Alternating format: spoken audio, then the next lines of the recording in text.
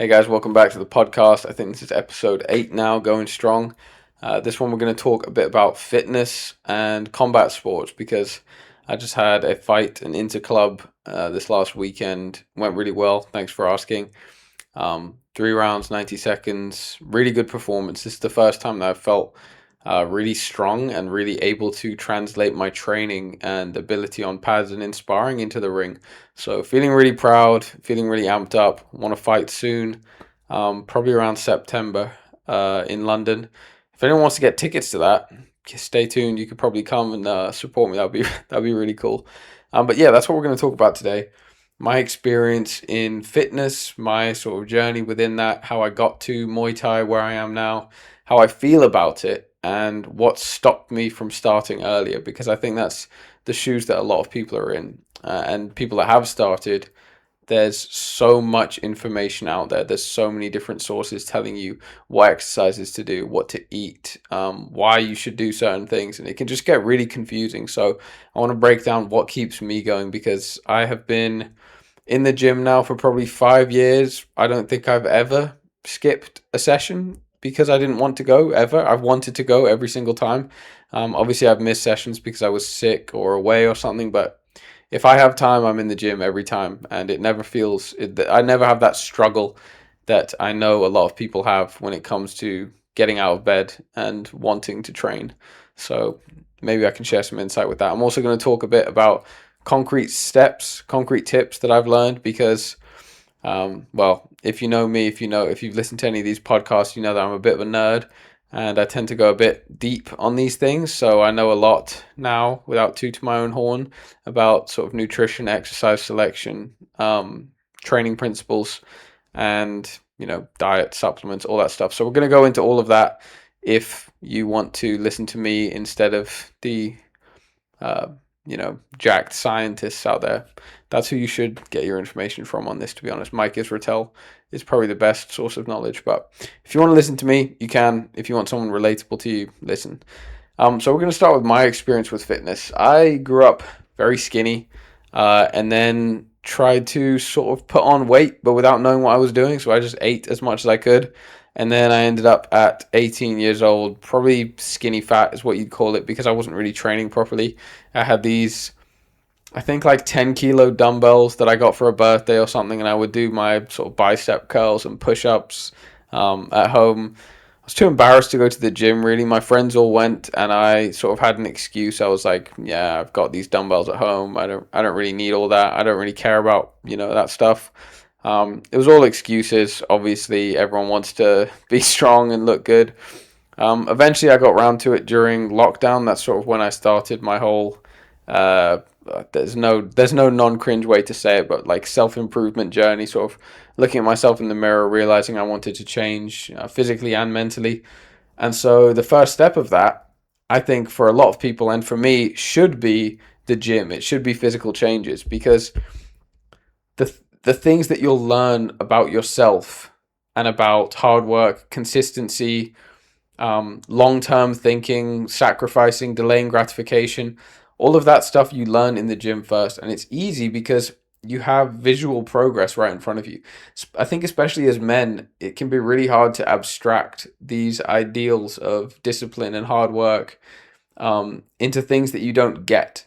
Like, it's so much easier to have a thing right in front of you that you have to do to get the thing that you want. It's so easy to have a weight in front of you that you need to lift to get the thing you want. It's a lot harder when you get into the emotional stuff and, when the path forward looks like, opening up to people in your life about your sadness and grief.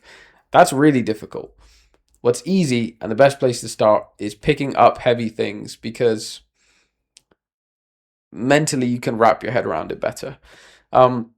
So yeah, I started off sort of skinny fat. I remember a story. I got trapped under the bar the first time I was benching with like 40 kilos on the bar. It was really embarrassing. I had to get this PT to come lift it off me. And I actually left the gym after that. I walked out because my face went all red. I was embarrassed. I was really embarrassed. I felt so weak and ashamed that I walked out. And, I took a couple minutes outside. I sat down thinking, oh, all this stuff plays through your head. Like, everyone looked at me, everyone was laughing at me. If I left and go back in now, what are people going to think about me? There's so much going on because when you're wrapped up in shame about your own self-image, you project that onto other people and you assume that they have the same opinions about you that you hold about yourself.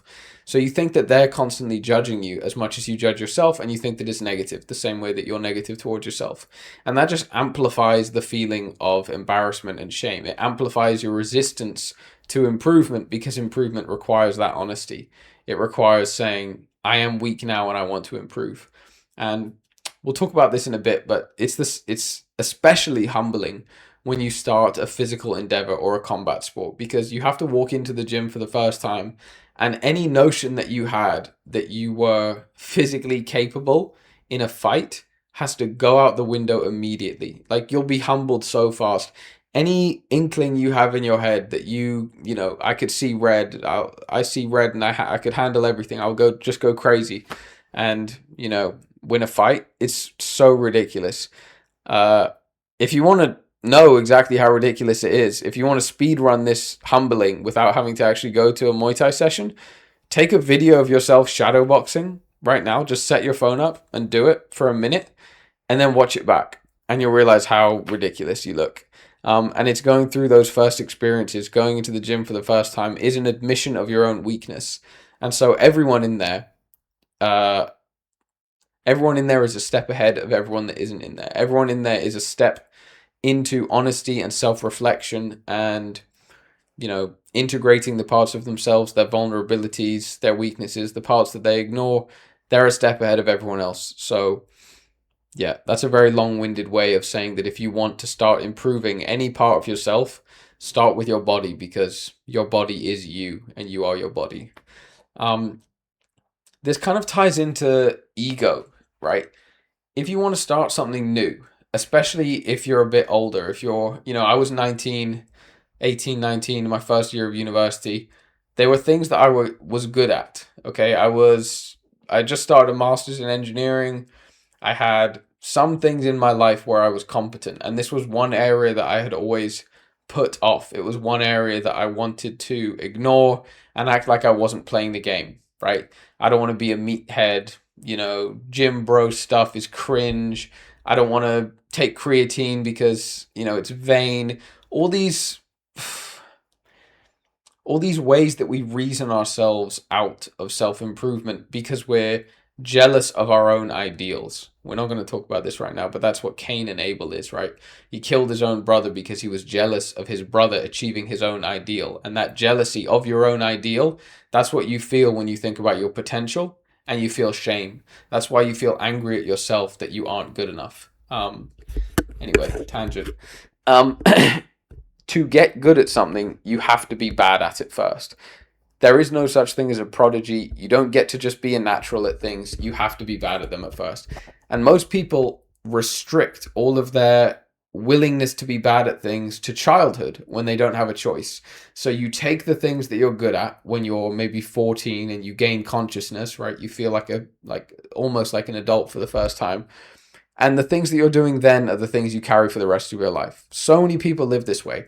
They play football when they're a kid, and so they go through their life and that's the only sport they try. Maybe they'll try another sport if it's just for fun with their friends, but they'll never really commit to a new endeavor because you have to start off bad again. And that really hurts people's egos, especially when you get even older. When you get to my age, unk status, 24 years old now, people my age do not want to start things fresh because, if you start Muay Thai at my age, you're going to be a lot worse than all the 16-year-old kids in there. They're going to beat you up. And that can be embarrassing, especially if you're like 30, you got kids and stuff. It takes a real lack of ego and a real humility to admit that you're bad at things when you're good at other things. So when you have some level of competence in other fields, like if you're a professional, if you're like really high up in a business context and then you want to start something new, you want to start all over again, it requires giving up this self-image of yourself as a competent person. And that can be really difficult. It's the same for everyone. Okay, it's the same for everyone. Everyone that has the things you want, everyone that's become successful in the fields you want to be successful in, has probably failed more times than you have tried. And it's the fear of judgment, it's the ego, it's the fear of being seen, it's the fear of failing. All that stuff is really thin but big. It's like a really big sheet of paper over the future that you want. And it takes such little effort to go to punch through it. But it does take effort, and you do have to be willing. You have to have the faith that it is thin to punch through to the other side. There's a good quote I heard from Michael Smoke, Higher Up Wellness. Something like the ocean of fear is a mile wide, but an inch deep.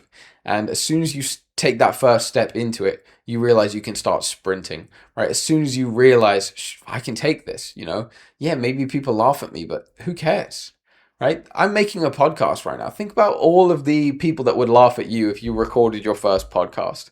Think about all of the people that would laugh at you if you recorded a podcast and then put clips of it on TikTok, which is where some people are going to see this video, right? I am that person. People laugh at me. I'm just a normal person recording a podcast in his living room right now with no one home. This is embarrassing for a lot of people, but I don't feel it anymore because I've realized that the only judgment, the only fears that I had don't kill me. All the fears that we have, our brain thinks that we're going to die. When we think of social rejection, when we think of being laughed at, our brains do not have a circuit for understanding that fear other than thinking that we're going to be excluded from our tribe and die on our own in the cold, never procreating, right? We think that's extreme. It might not sink in on first thought, but think about it. We have the same brains and bodies as the humans that lived for 300,000 years in the Stone Age. We have not evolved past that. Your brain only has circuits for recognizing life and death, fear and stress in an evolutionary context. So treat it that way and find ways to let it know that you're not going to die. That ties into this same theme of this episode, right? Combat sports. It's a way to calibrate your stress and fear back down to baseline by giving yourself real pain to calibrate to. When you get punched a lot, when you get hit with liver shots and you feel that wind come out of you, it resets your level of fear and pain and stress that you feel in your everyday life. All the time, I will get home after a long day and I'll be in a bad mood. I'll be thinking about the way that my boss spoke to me and, how I couldn't speak back, and I'll feel emasculated and it will hurt and I'll feel angry and sad. And then I'll go spar and I'll realize, oh my God, how embarrassing. Not that you should be embarrassed, but how embarrassing it was to be so negative and to think that that stuff was real, to think that I should worry about emails and Teams messages. It's not real life. It's not real pain, but your brain doesn't know that unless it does know real pain. If you live a life of constant comfort, if you live a life where you never have to do anything hard or experience real pain, then your brain will calibrate to that and it will just change your threshold for what hurts. Let's talk about Muay Thai now. I've been doing that for less time than the gym, probably 3 years now. I've gotten the ring 4 times. I've trained 3 times a week now, at least for probably 2 of those 3 years. I'll give a full breakdown of what my week looks like right now. I train probably about 10 times a week. I do 3 Muay Thai sessions, just pads and, general conditioning and stuff, and then 2 sparring sessions for like an hour each. I also go to the gym 3 times a week to lift weights. I stretch 3 times a week and after every Muay Thai session, and I'll do 10 minutes of sprints on the assault bike 3 times a week as well. Count that up yourself. I think it's about 10 times a week, but it's a lot. For a lot of people, a lot of people think of that as a lot. I've sort of slowly ramped it up over the years because my limit has never been what I want to do. It's always been what my body can handle. I've ramped it up more than this. I've trained twice a day for a couple weeks before, and you just shut down. You can't recover from it, especially if you don't have everything super dialed in like a professional. If you don't have the diet, the nutrition, the sleep, everything down to a T, you'll find it really difficult to recover from this stuff. And then there's inevitable injuries as well. When you start taking up your training volume, I think I've probably lived with constant injuries now for At least the last 2 years. There's always a knee problem or an ankle or a foot or a bruise or a shoulder or a jaw. I've had every minor bruise and injury that you can imagine. And it's basically it's part of the sport. If anyone's considering getting into Muay Thai, it's really difficult to recommend. I love it, but it will hurt. The pain is good for you, without sounding too cringe, because a lot of people don't want to hear it, but the pain will build you into something better, but it does hurt. Um, so if that's where you want the pain, if you live a soft, easy life like me and you need to go seeking pain out, it's a great medium to do so. But it is fun enough that it becomes addictive. So your life is going to start to hurt a lot, and you're not going to know when to quit. Um, let's talk about how it's changed me and how it changes people. Because when you've been in the gym, or in any sport for long enough, I mean, I've trained basically like a professional athlete now for the last 2 years. There's no way in which I could improve my diet, my training volume, my training style, my mindset towards it. There's no way that I could take it further without quitting my job right now and like actually being a professional. I'm doing as much as I possibly can. So I've learned some things and it's changed me, and I've been around enough people. I train with professional fighters now. I know professional bodybuilders. People think of this as like low IQ, meathead, gym bro, uh, hobbies, right? They don't think of these as intellectual pursuits. Anyone that does do them, anyone that's tried before, understands the mental side of it. Bodybuilding, going in the gym, a hard pad session, hard sparring, fighting, there is a mental side to it. There is a clarity of emotional regulation that you do not get from doing other things. There is no medium in a normal person's life to express aggression. There is no place that you can get angry and get aggressive and express that aggression physically, except for uh what's the word?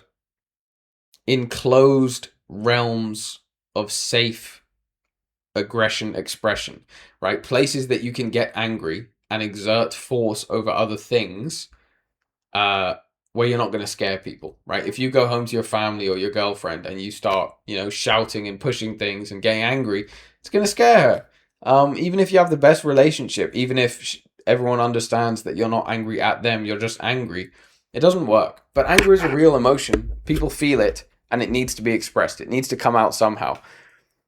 I cannot tell you the clarity that you will feel after you hit pads for 15 minutes as hard as you can, and then there's another 3 minute round at the end, right? And it gets added on, and you think you're done, and then there's another session, and you have to go back in, and your coach is holding pads for you, and he's shouting, push harder, harder, get angry. And you have to dig to a place. You thought you were going to pass out, and you have to keep going.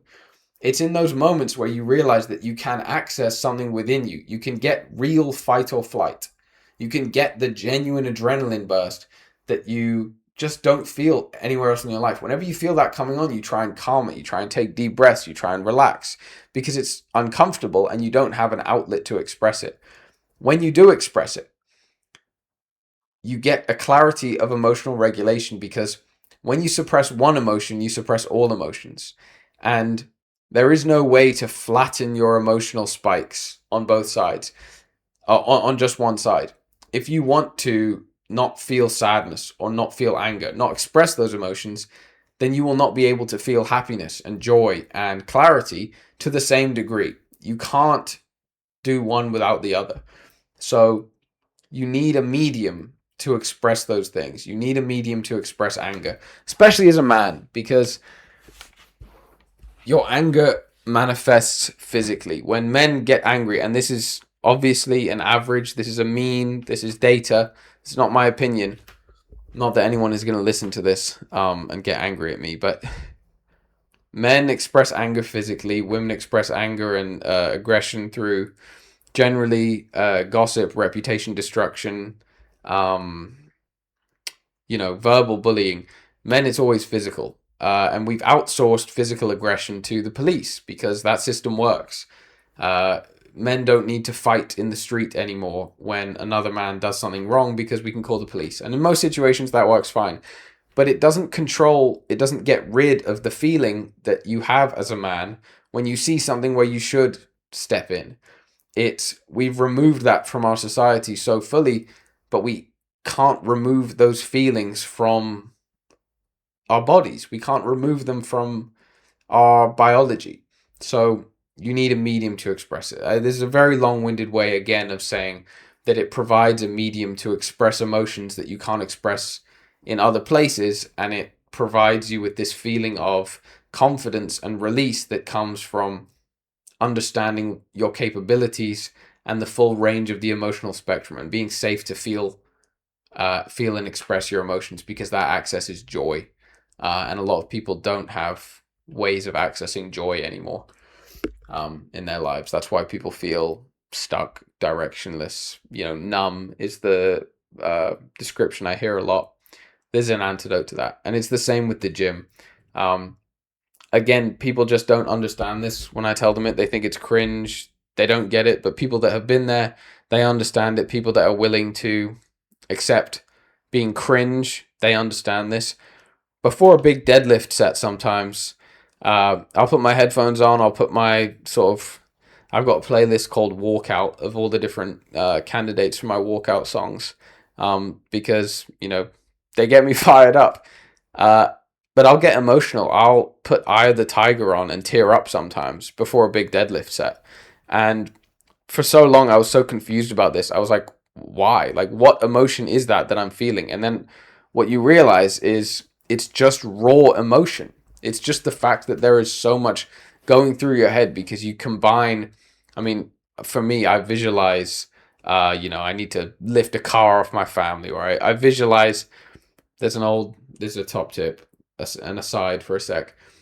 CIA manual on how to, access your full strength potential. Close your eyes, visualize the color red as much as possible. Like, close your eyes and just see red, literally. Like, I see red, go crazy. Take deep breaths, quick breaths, and then lift. Brace yourself and then lift, and you'll be stronger, measurably stronger. So there's a top tip. But when I'm doing that and I have the music on and I'm getting ready for the lift, I will get really emotional because there is such a connection between physical output and emotional input. And any sort of physical endeavor is a way to pursue accessing that.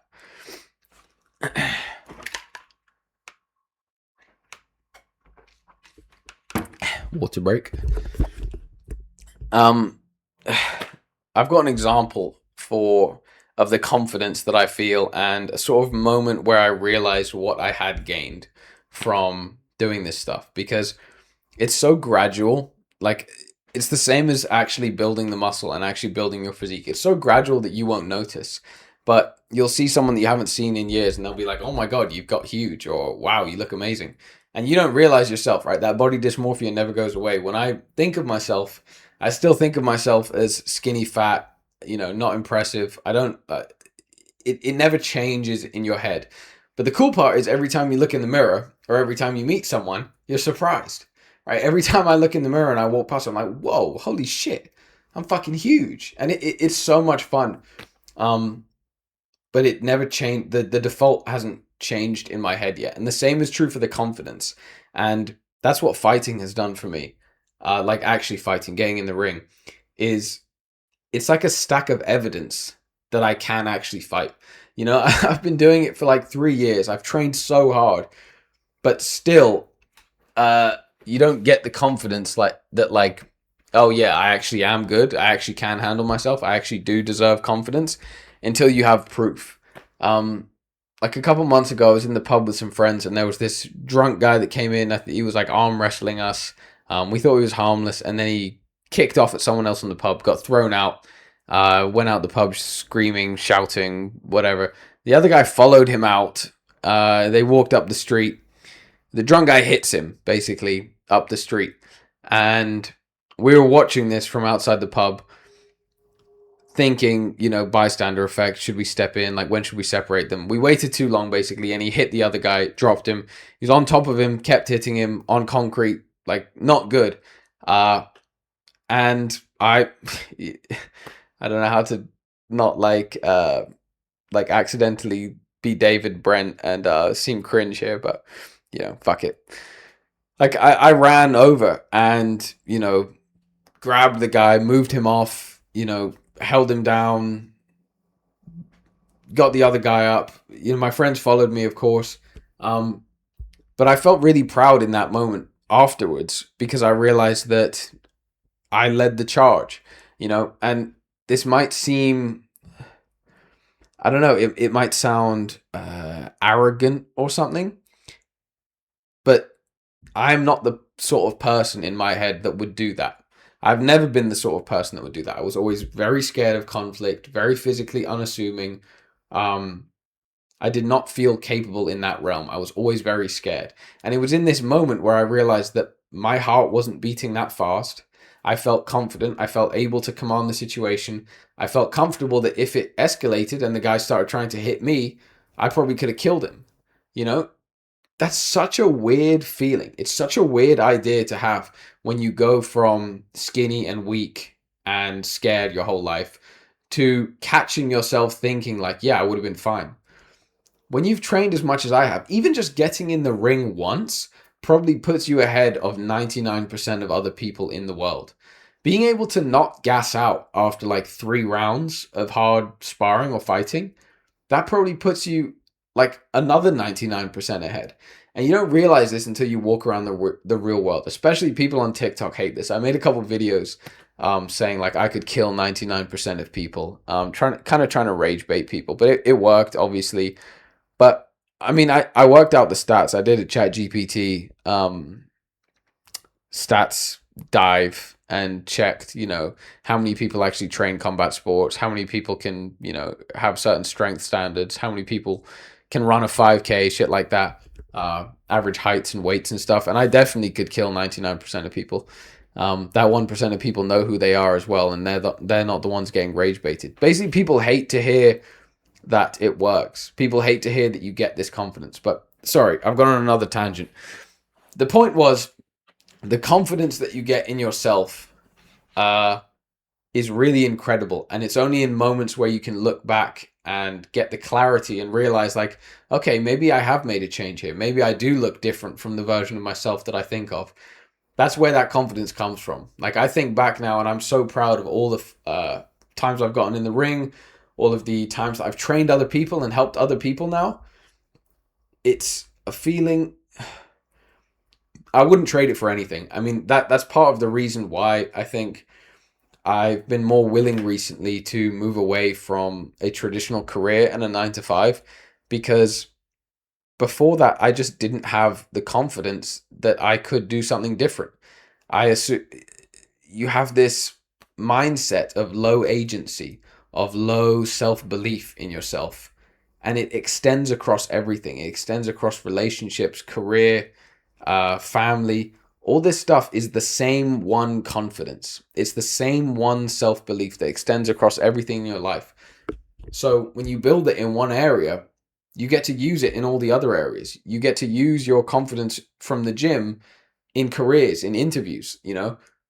There's something in the back of your mind, and again, people are going to not like to hear this, but there's something in the back of your mind when you walk into an interview and you feel physically competent enough to like survive if all three of them tried to kill you right now. Like, it sounds so ridiculous to say, and people really hate to hear it as well, especially if they're like, TikTok comments. But there's just a feeling when you walk through the world and you can be physically safe and protect other people that it makes you feel alive and it makes you feel human, because it taps into this very primal evolutionary context of aggression, dominance, hierarchies, all this stuff. It taps into something that we have not removed from our biology, but we've removed from our society. So when you become physically competent in a combat sport or in the gym, that will extend to how you walk around every day. You're going to walk around with your chest up. You're going to feel better about yourself. You're going to have more confidence and self-belief. Anyone that's on the fence about doing it, start now, because it will change your life, and it has changed mine. I let's talk about emotions. I want to talk about the fight interclub for anyone that knows what that means. That I had on Sunday. I don't know how much there is to learn. I don't know how I can frame this as like tips to share for people. I'm just going to talk about my experience, what goes through my head after doing this 4 times now. Many other people have done it more times. Many other people are much better at it than me, but people keep asking me. So here is how it feels, what I think about, and what I do on the day. For the from the minute that you accept it and sign up, there is not one day that goes by that I don't think about it. Maybe this is just because I'm training every day, but this objective, having this single goal in my mind, whenever I do anything physical, whenever I do any training, whenever I'm trying to fall asleep at night and it jumps into your head, there is this idea that soon you are going to be in a ring against someone that has trained for years to hurt you, right? I want you to picture that in your head. If you've not been in that situation before, I want you to really think about that, because I thought about this before I had trained. And I thought, wow, I would shit myself. I would be so scared. I don't want to do that. That sounds so scary. But it also sounds so cool. It sounded so cool to me to be in that situation and be calm. Like, we look up to UFC fighters that can. It's a miracle that anyone can even like calm their nervous system down and take some deep breaths when they're walking to the ring. It's absolutely incredible, and it's so cool to develop that yourself, and I don't think there's any other way to get there. Picture it. You walk into the ring. You've got walkout music that you picked. Your friends and family are in the crowd watching you. They know you've been training hard. You know you've been training hard. Everyone knows that there's only going to be one winner. You get into the ring and you see standing across from you someone that's in fantastic shape, looks mean. They look like they want to hurt you.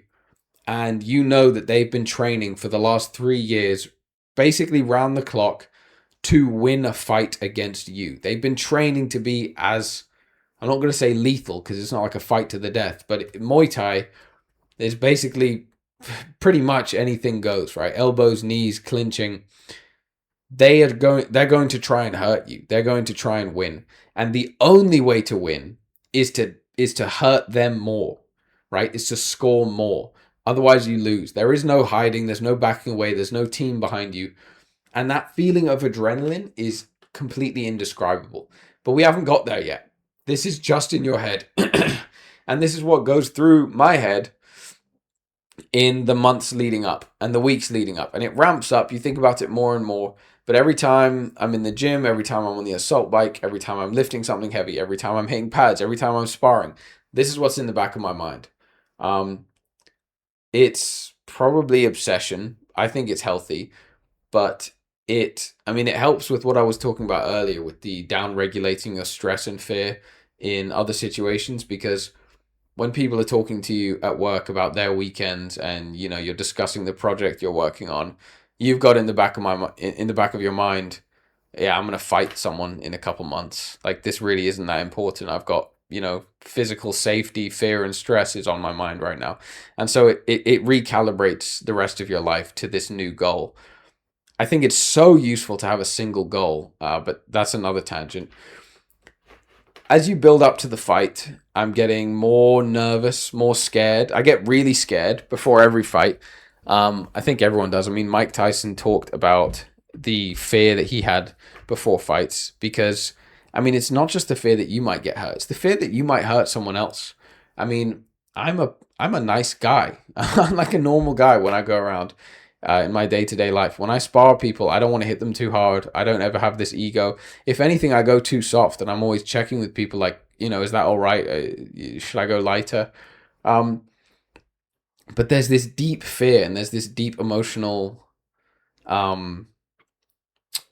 what's the word? Like, almost premonitions, visualizations of what's going to happen and what could happen.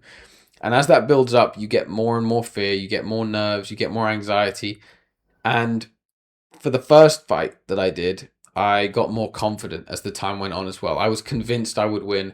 I was picturing all the knockouts that I would get. I was picturing waving to the crowd. I was telling my friends, I'm going to do this, spinning back fist. I'm going to do this big flying knee, whatever.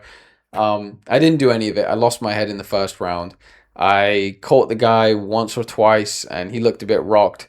So I just chased him, swinging haymakers for the rest of the round, and just completely died. My cardio wasn't very good. I wasn't very skilled. I could have done way better. I should have won easily. I was technically way better than the guy, but I just lost my head. The adrenaline, the walkout, everything. I mean, it was the most intense thing that I've ever experienced. Um, and yet, everyone says that about their first fight, and it's something that I think everyone should definitely try and go through because you won't forget it, and then the having that experience helps you level out for the next one. Um, sorry, another water break.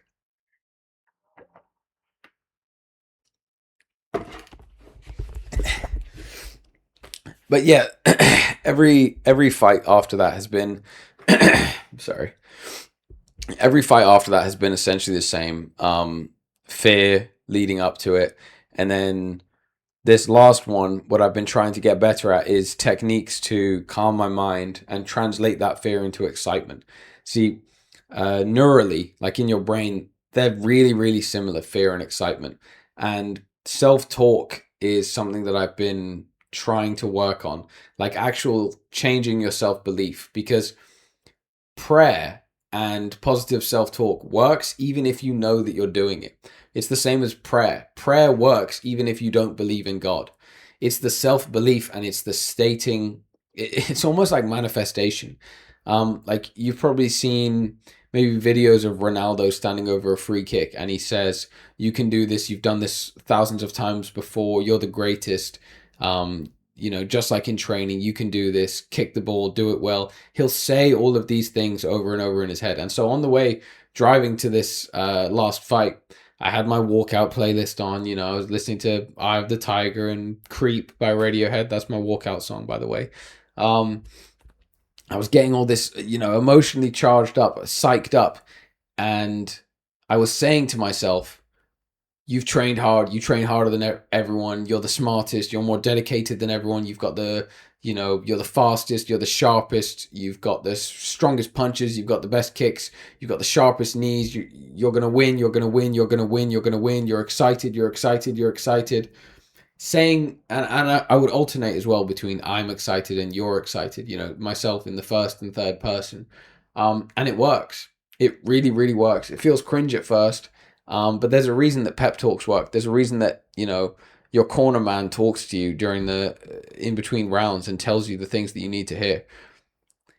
It's it's mental body dysmorphia. I don't know if there's a real word for that, but self-belief needs to be reinforced, and it never comes unless you remind yourself.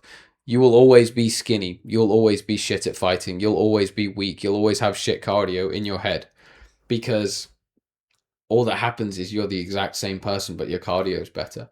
All that happens is you're the exact same person inside, but your shoulders look bigger. There is no mental change that comes with it. You have to remind yourself and you have to reinforce that you've put the work in and you're going to reap the rewards. When I watch the other guy warm up, every time I get scared, every time I think, wow, he looks really fast. And the problem is they keep getting faster. As you do more fights, the level of your opponent keeps going up. And every time watching them warm up, I'm like, fuck, this guy's really good. He's going to kill me. And then I record myself warming up and I'm like, fuck, I look way better than him. You need these moments of clarity and reinforcement to remind yourself that you have made the improvements that you have made. And that's what changed in this last fight. This is the best one I've ever done by far. I fought exactly like how I spar. I did really well. There's a video of it on my TikTok pages and stuff. But yeah, I feel really proud about it. And it's completely mental. Like all fighting is completely mental. It's how well you can control your nerves, how well you can translate the fear into excitement, and how calm you can stay in the ring, because you need to access the fear response. You need to access the fight or flight. You need to access the aggression without losing your head, without the adrenaline getting the best of you, and without, getting stiff and hardening up. And yeah, I mean, there's so many techniques. Probably nobody listening to this is like preparing for a fight, so needs to hear the advice. But I mean, it applies to anything. Deep breaths in through your nose, and then an extra inhale on top, like this. Right, that extra one on top to really fill your lungs up. Hold it for a sec, and then slowly exhale. Box breaths as well. 4 seconds in, 4 seconds hold, 4 seconds out, 4 seconds hold. Breath work will calm you. It calms your nervous system down. It'll slow your heart rate down. I put my headphones on, close my eyes, try and just relax.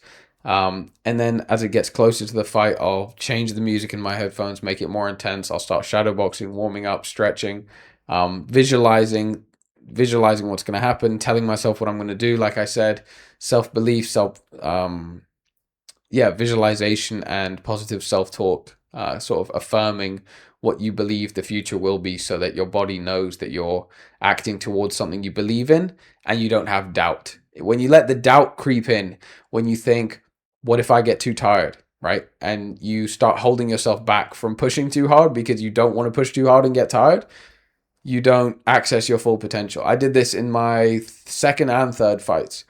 I ended the third round feeling like, fuck, I could have gone way harder. I could have pushed myself way more, but I was holding back because I was scared of gassing out because of that experience that I had at the first fight where I, lost my head and gassed out too quick. And so I was convinced that I was going to, so I did. And yeah, it's a completely mental thing.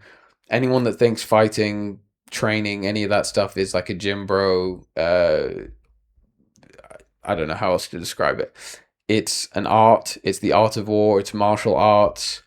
It's closer to ballet than it is to, I don't know, like powerlifting or bench pressing or something. It's it's full body coordination. I think I've heard Joe Rogan call it like human chess with dire physical consequences. That's what it is. There's strategy, there's feinting, there's control of your body, control of your mind, control of the opponent's mind. It's really intense. And anyone that's on the fence, if you listen this far and you haven't been convinced already to try it, try it. It'll change your life, as I've said. There's also there's the consistency element, right? Before doing this, I'd never really been consistent with anything enough to realize that it works. Every impressive thing that people have done comes down to just doing the obvious thing for a really long time. Everyone that has the physique that you want has just gone to the gym and trained right for a really long time. They didn't do it in 8 weeks, and you can't do it in 8 weeks either. It's not going to be fast. It's going to take a long time, but the answers are in front of you. And we'll get to the actual things to do in a sec, the exercise selection, diet and stuff. But there is no way around, there's no over optimizing your way past just doing the thing for a long time. And the only way you're going to do the thing for a long time is if you enjoy it. And the only way that you're going to enjoy it is that you have a clear goal and you understand you're working towards it. It's going to motivate you so much more to start seeing some progress, to start seeing your arms get bigger, than it is to constantly think, wow, I'm so weak. Wow, I'm so lazy. I need to get in the gym. That sort of toxic fuel, that motivation by shame, it just doesn't work in the long run. It can feel fun at the start. So many people start off in the gym thinking, wow, I'm so pathetic, and they put their music on, their TikTok edits, David Goggins stuff, and I still listen to that because it gets me going. SoundCloud, David Goggins and Tom Platt's edits, by the way, let me put you on if you don't know about that. Embrace the cringe. It works. The thinking that you're too skinny and thinking that you're not good enough, it will make you lift the weight up because you'll get angry. You'll want to prove all the people that bullied you at school wrong. You want to, show that you're good enough, show that you're better than everyone else. It works for a while. It will motivate you, but it's not going to feel good. It's not going to make you happy in the long run. And happiness is the point of doing this. It'll work for the first couple months, and then you realize that, you don't need to prove everyone wrong. You just need to put a bit of muscle on and feel good about yourself. And then you realize it was never about proving anyone wrong, and it was just about yourself the whole time. But if that's where you want to start. If that gets you in the gym, if that gets you your first bit of progress, go for it. And, It works for a while, but don't do it long term because it's gonna just not be fun. Um, we'll move now. It's been like 45 minutes now, so we'll move to like concrete hacks, concrete things to do. I wrote a little list down of different sections for me to cover, and I'll basically talk through everything because I've done everything in the gym. Let's see, I started off about 66 kilos, skinny fat, like I said, so probably would have been like 60 kilos lean if I didn't have a little kind of um, goblin giant build, like a bit of a gut on me and skinny arms. I looked skinny in clothes, but then I take my shirt off and didn't have abs or anything. So I think a lot of people start in that place. But I bulked up from there to like 88 kilos over 2 years, and then cut down from 88 to like 75, 77, something like that. Um, if you've seen my stuff, you've probably seen pictures of me shirtless because I like posting them. Um, yeah, right now, I'm 72 kilos and the strongest I've ever been by far. If anyone's interested, I bench like 105, probably 110 for one would probably be my max. Most I've ever squatted was 150, and deadlifts now at 72 kilos, I'll do 160 for sets of five. I don't really do one rep maxes anymore. I do weighted pull ups. I'll do sets of like 5 or 6 with 30 kilos. I think that's everything that anyone would care about. Um, but yeah, now I'm 72 kilos, probably like less than 10% body fat. Big muscles, big, strong, happy. Listen to me. I've cut, I've bulked, I've done everything. I know all the science, I know all the nerd stuff. So let's start with cutting hacks. Satiety. Yeah, we'll do cutting first, and I'm just gonna rattle through these. Cutting hacks. Eat for satiety. So most satiating foods. Protein is the most satiating macronutrient. Boiled potatoes are the most satiating food I think that exists. Basically, just Google satiety index, and you'll find out what foods you should eat. Uh, those are going to fill you up. Satiety is basically the opposite of hunger. It's the opposite of greed. Satiety, how satiated you are, is how full you are, but it's not the same as physical fullness. So volume eating, that's what you want to do to like get the physical sensation of a full stomach. You want to find low calorie foods that will physically fill you up. And eat enough protein, eat enough satiating foods. That's sort of it. Your enemy when you're cutting is hunger. You should never be hungry ever. You should always eat before you're hungry, because if you try and make decisions when you're hungry, like it's the same as trying to resist your phone when it's in front of you and TikTok is open. Like, you can know in the moment that you don't want to be doing it, but your subconscious will just take over. So never let yourself get hungry. Constantly, like, basically just top up your protein, because that's what keeps you full, really. Try and eat like 0.8 to 1 gram, I think, per pound of body weight of protein.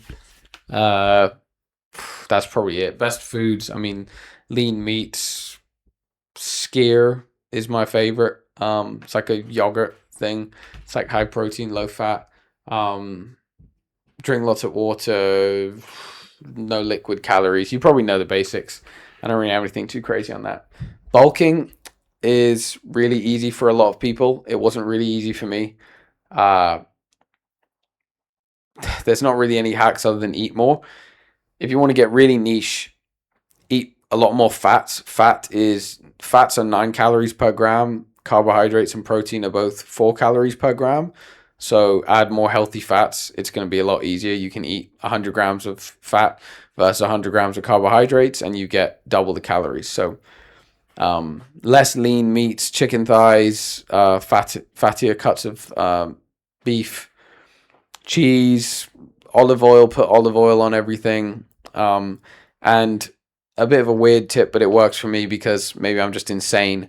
But I think of foods as countable versus like uncountable, or like continuous versus discrete, digital versus analog. Any electrical engineering people out there? Like, discrete foods are like 1 bagel or 2 bagels, and continuous foods is like 1 bowl of pasta except the bowl of pasta could be twice as big. When you have 3 bagels on a plate, it looks like a lot more because the count is higher. But one bowl of pasta is one bowl of pasta, whether it's 100 grams or 300 grams.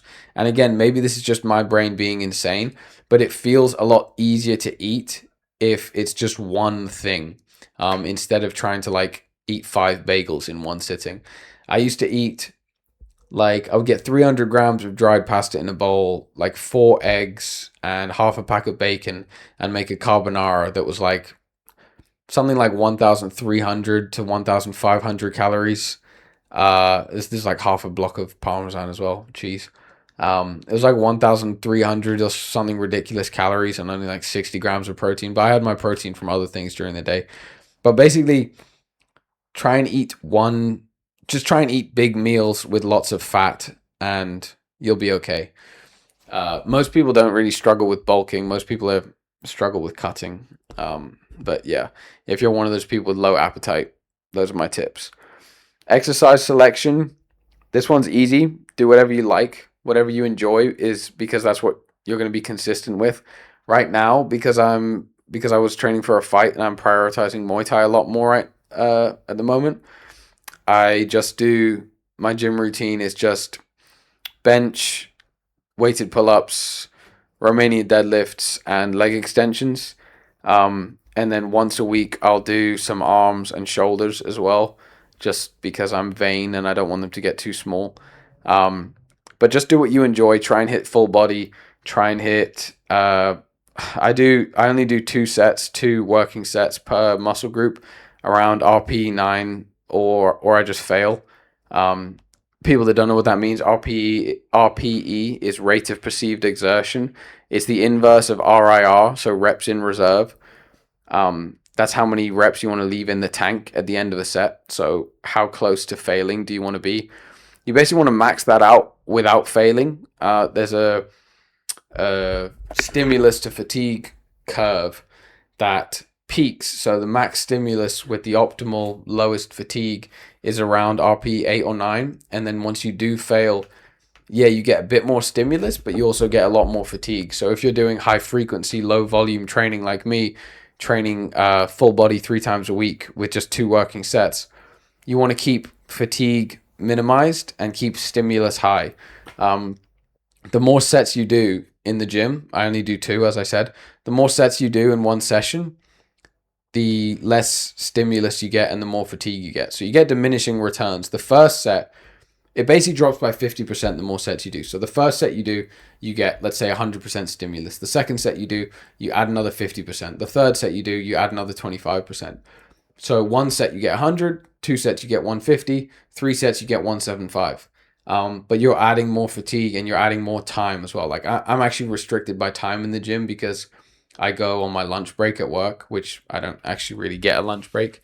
Everyone just eats lunch at their desk because it's dystopian hell. But I sneak away and go to the gym for like 45 minutes. So yeah, frequency is more important than volume. Try and keep it to like 2 working sets. Yeah. Supplements, I already said, try and aim for like 0.8 to 1 pound of protein per pound of body weight. That's true. Lean body weight, by the way, if you're like really fat, really obese, you don't need to eat like, 300 grams of protein. Just maybe think of ideal body weight. Some people say it's a rough guide, but that's basically all you need. Creatine, the rule I think is 1 gram per 10 kilos lean body weight. But there's not really any upper limit. I've heard Arthur Brooks, who is like a Harvard scientist or something like that. He takes like 25 grams a day, something ridiculous. There's no harm to it, and there's no harm to taking more. It seems like the sweet spot is around 1 gram per 10 kilos body weight. So I take 8 grams just to be on the safe side because I am, 73, 72 kilos right now. Yeah, definitely take creatine. I don't have off the top of my head all of the benefits, but it makes you stronger and it's good for your brain. So take it.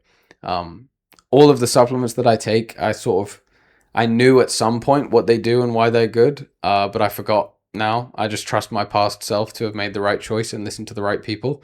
And Yeah, so I take omega-3 fish oils, magnesium glycinate, zinc, and vitamin D3 plus K2. I don't remember why you need the K2, but you need it. So yeah, do that. Also get your sunlight. Also eat healthy, whole foods, balanced diet. Um, but yeah, take supplements on top, especially for your sleep. Magnesium is really good for your sleep, and I really notice it. I also I make my own electrolyte mix. So if you Google LMNT, that's like the leading electrolyte. Those little packets that you get, you can put in water. It's just salt. It's just three different types of salt: sodium chloride, table salt, magnesium, and potassium. And you can just buy those three salts off Amazon and mix them in the right ratio to make your own free electrolyte thing. Because those little packets, those like element packets, are like £1 a serving, and mine is like a penny, and it's literally chemically the exact identical thing. And I take it every morning when I wake up, and then anytime I train where I'm sweating a lot, because you lose electrolytes, and you will notice such a big difference if you start taking it in the morning. Like I literally just never get dehydrated anymore. I never feel dehydrated anymore, and I can't tell you the benefit of that. Like you'll just feel good every day. It's so ridiculous how many things like sleep and dehydration are ruining so many people's lives, and because they're just so frustratingly simple, no one ever addresses them. But it really can be that simple to change your life. um I think that's about it. We're at about an hour here. I'm sure if anyone wants more tips, fitness advice from me, feel free to ask. But if you want better sources, Mike Israetel, from the RP Strength app, Renaissance Periodization. That's basically where I learned everything that I know. And you can just Google his name and find everything you need to know. Yeah, if you've got anything from this podcast, thank you for listening. There'll be another one out next week. Yeah, we'll leave it there. Thanks, guys.